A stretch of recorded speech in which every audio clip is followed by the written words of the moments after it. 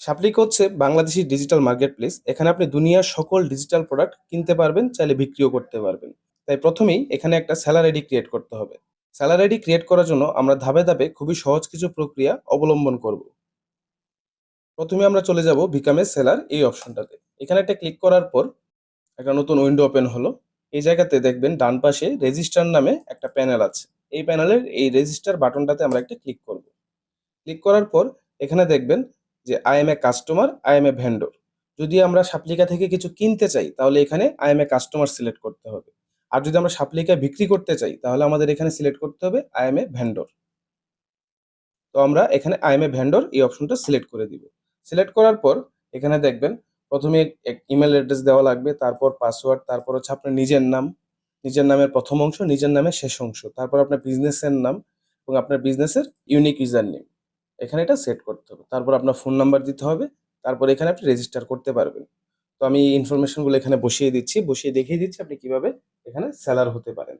এখানে প্রত্যেকটা জায়গায় যেখানে যেখানে যে ইনফরমেশনগুলো দেওয়া প্রয়োজন সেই ইনফরমেশনগুলো বসানোর পর এখন আমাদের যেটা করতে হবে সেটা হচ্ছে রেজিস্টার বাটনে একটা ক্লিক করতে হবে। ক্লিক করার পর এখানে দেখুন সাপ্লিকা থেকে আমাদেরকে ওয়েলকাম জানানো হয়েছে। তো এখন আমরা লেটস গোতে ক্লিক করব।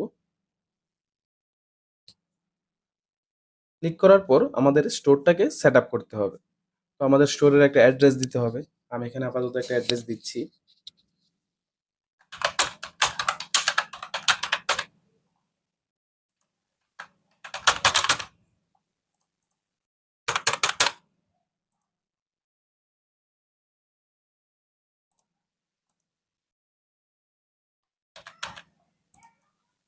এখন এখানে আমরা কন্টিনিউ এ ক্লিক করব।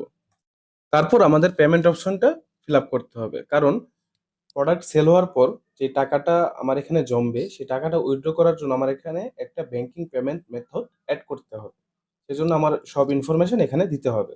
তো আমি এখন এক এক করে এখানে ইনফরমেশনগুলো দিয়ে দিব এবং অবশ্যই সতর্কভাবে এই ইনফরমেশনগুলো ফিল আপ করবেন, কারণ আপনার ছোট একটা ভুলের কারণে আপনার অর্জিত ইনকামটা অন্য কোথাও চলে যেতে পারে। তো এখানে প্রথমেই অ্যাকাউন্ট হোল্ডারের নাম দিতে হবে, তার মানে হচ্ছে আমার নিজের নামটা এখানে দিতে হবে। আমি এখানে আমার নামটা বসিয়ে দিচ্ছি। তারপর অ্যাকাউন্ট টাইপ সিলেক্ট করতে হবে। আমার এটা যেহেতু পার্সোনাল অ্যাকাউন্ট আমি এখানে পার্সোনাল সিলেক্ট করে দিলাম। তারপর এখানে আমার অ্যাকাউন্ট নাম্বারটা দিতে হবে। আমি এখানে আমার অ্যাকাউন্ট নাম্বারটা দিয়ে দিচ্ছি। আমি আপাতত এখানে 00 দিয়ে যাচ্ছি।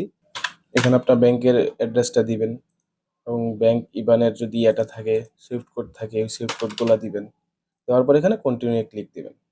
সঠিকভাবে আপনার ইনফরমেশনগুলো ফিল আপ করার পর আপনাকে এখান থেকে একটা নোটিশ দেওয়া হবে, সেটা হচ্ছে ইউর স্টোর ইজ রেডি।